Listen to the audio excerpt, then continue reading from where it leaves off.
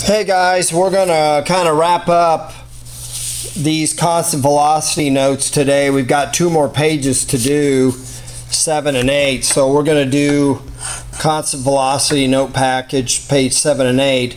Are you getting pretty good at taking notes this way? You know, in a traditional class I'd be kind of lecturing, but this is kind of a blended class, so I'm trying to do everything kind of on movies, etc. So let's go to 7 and 8. I want to kind of show you something new here. And so again, we're talking about objects moving at one velocity. We talked about position time graphs being diagonal, and we can compare different runners or different objects, can answer some questions, come up with equations. It's all good stuff here. Sometimes our position time graphs, you know, have a negative slope or negative velocity. Sometimes we have objects at rest. So let's just kind of scroll here to page 7. I want to introduce maybe a new type of graph. It's called the velocity time graph.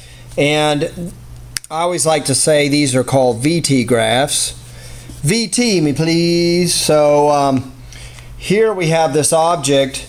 You know, we had this object going from 0 up to 250 miles in 5 hours. You know, we said the slope there, if we could get the slope, again we've got 5, 250 and 0, 0. Our slope then would be 50 miles per hour. Well, that's one slope, one velocity for this object. So what we can do is we can convert this graph, really, this slope. So the slope here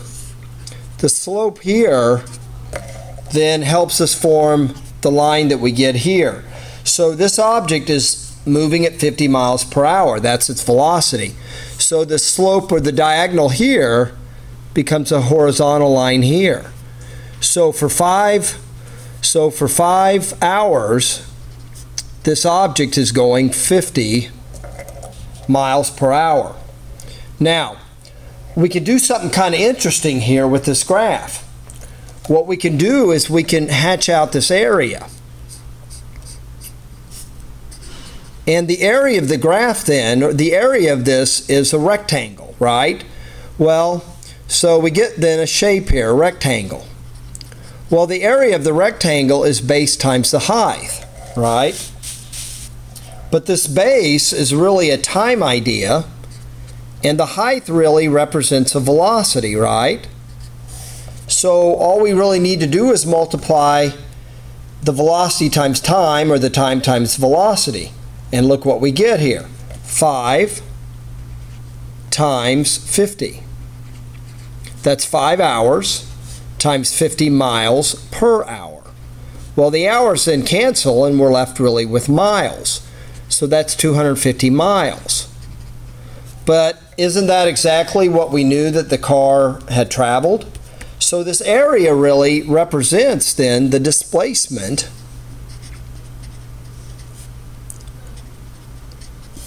of the object. Okay, let's try the next one here. So let's kind of come up with the slope. 4, 0. This would be 0, 5. So the car moves 5 meters in 4 seconds, but the car is moving back toward the reference point, so that would be negative 1.25 meters per second. So we can show this graph as a horizontal line. We want to just go up to 4 here because that's all we know about here. Okay. Again, we can hatch that area out, and we get then the displacement is the area. That's the base times the height, so that's negative 1.25 meters per second times 4 seconds. Okay, so the displacement then, negative 1.25 times 4 seconds, and we're left then with negative 5. Well, the object ended up xf minus xi. The object ended up at 0. Okay, the object ended up at 0. but the object started at 5. So we said xf minus xi is displacement, but that's just equal then to the area we got. So again, the area is the displacement. It's where did the object end minus where the object started. Okay? Now, with this graph, you know, with this graph, we really have to, well, let's make the velocity time graph. Okay? So if we drop this down here, we have 2.5, comma, 3, and we have 0, 0. Okay, so let's come up with the slope here.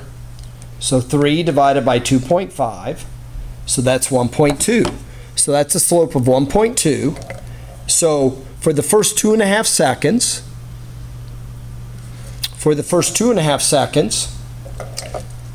I'm traveling at a speed of 1.2 meters per second. Then, look, what does it mean to have this horizontal line here? What did the object do? Well, the object stopped at 3 meters. So how we show that then is we can draw then a vertical line down, because now we have no more velocity. Does that idea make sense? We had velocity for 2.5 seconds. Then we have no velocity for the remaining 2.5 seconds. So we have one little rectangle here, and then we don't have any more area there. That means we're not going any more displacement. So again, we would write 1.2. That would be the base times the height times 2.5. Okay, that's equal to 3 meters. That's my displacement for the first 2.5 seconds. Then this area equals 0, right? There's no height. It's just a line on the axis. So that means I don't go any additional distance. Now, how might we do something like this? Well, we have a slope here. So here's this point, 2, 3, and I'm at 0, 0. So the slope here is 1.5. Then I have a slope here of 0, right? Because I'm not traveling any further for a second. And then I go 3 meters in 2 additional seconds, so my slope here is a negative 1.5. Okay? Now let me get to a different color here. I feel like we've been using orange a lot here. So what we've got then is 1.5 for 2 seconds. Okay? Then we're not moving any additional velocity for 1 second, so we come down here and make a horizontal line. Then we have negative 1.5 for 2 additional seconds. Now, let's check the area. Okay? Okay, we have now 2 boxes here, right? So we can get the area of this. Okay, that's again equal to displacement. Is this getting on the video okay? Let me scooch it over a little bit. Well, that's going to be then 1.5 times 2. That's 3 meters. Okay, 1.5 meters per second times 2 seconds. Well, then this area is 0 because I'm resting. I'm not going any further. And then we have negative 1.5 times 2 is a negative 3. So I have 3 plus 0 minus 3, so I add up these areas, well, I get 0. Well, is that exactly right? Well, I started at my reference point, I go 3 meters, then I come 3 meters back to my reference point. So my xf minus xi equals to 3 minus 3, or 0. Again, that's my displacement. But that equals to kind of what I found when I added up all the areas. Okay? So, velocity time graphs, they show velocity. We take slopes here, we get horizontals here. We get horizontals. we can then take areas to find the displacement. Now, it's important for you to remember you're not finding distance, you're finding displacement here when you take the area. See, if you go back to this graph, the distance is how far did you walk or run this? Well, you go 6 meters. But you go out and then come back. So you're coming back to the reference point. So your displacement's 0. But your displacement's 0, but your distance is not. Okay, now we've got to tackle the next page, and then we'll be kind of done with our notes. Okay? So the key thing we want to talk about is how can we take then a velocity time graph? If you're given this VT graph, how can we make then a position time graph? And then we can answer some questions here. So for the first 20 seconds here, so this basically is time in seconds. Okay, I'm going to scooch my camera just a little bit. This is time in seconds. So what I can do is create a little box here. I can get the area. Okay, that's equal to displacement. Or how far did I travel away from my reference point? Well, that's 1 meter per second times 20 seconds. Or that's 20 meters. Okay, so if I come down to this graph, in the first 20 seconds, I go 20 meters. So I'm going to have then 20, 20. Okay? Okay, that'll make a diagonal there because I'm going constant. Then, at 20 seconds, my velocity now is 3.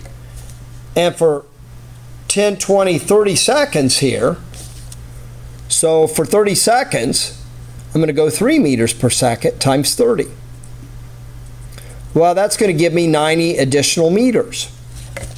Okay, does that make sense? I'm going 90 more.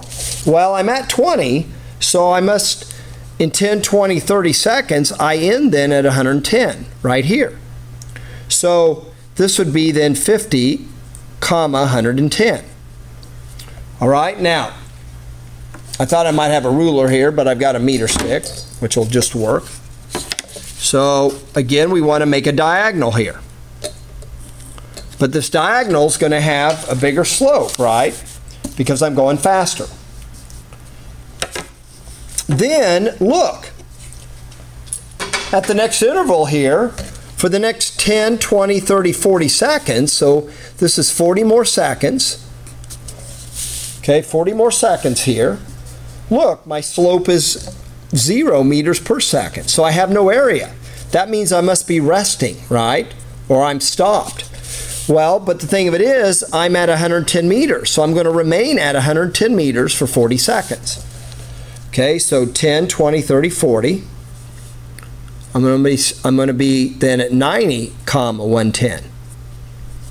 And again, I can kind of make a line here, or if you have a ruler, you can do that. All right, does that make sense? We're resting. Okay, this becomes in a horizontal line on a position time graph. Okay, well, look what happens here then. I'm now going 7 meters per second.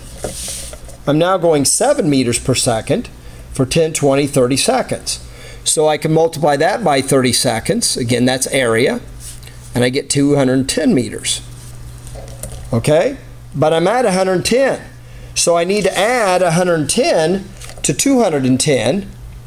And I get 320, right? Does that make sense? So 10, 20, 30. So by the end of 30 additional seconds, or 120 seconds, I'm now a little bit off this graph, right? I'm at 120, 320. So again, I should use a ruler. Okay. That's a pretty steep slope because I'm going 7 meters per second. Now, look at what happens here then. I now have a negative velocity. Negative velocity of 5 meters per second. Okay? But I do that for 10, 20, 30 seconds. So I find the area. Well, that's a negative 150. So I'm at 320, but I'm going 150 meters back to my reference point, or back towards my reference point. So I would take, on your calculator, you can take 320 and then minus 150. You get 170. So that's going to be a point here, right? So 150, comma 170.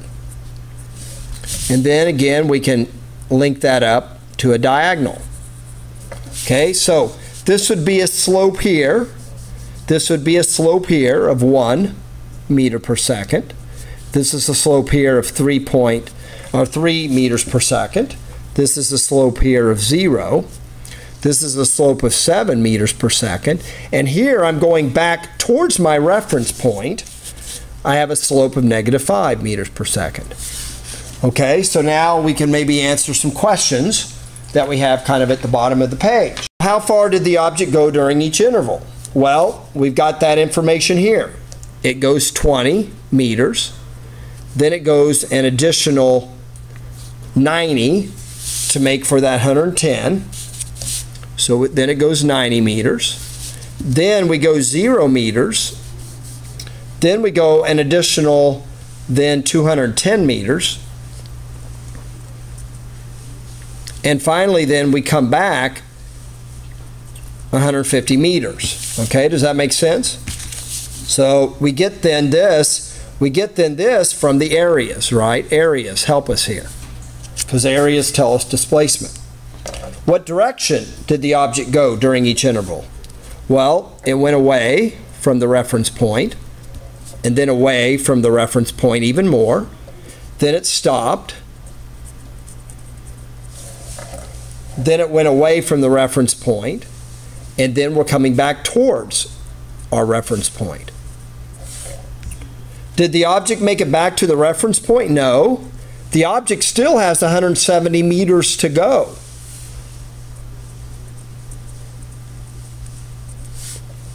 So what's the overall displacement for the entire trip? Well, that'd be xf minus xi, right? My xf, then I ended up at 170. I started then at 0. So my overall displacement for the entire trip is 170 meters. What's the distance? So if I was tabulating how far I walked, you know, I ended up 320 meters, plus I walked an additional 150 meters.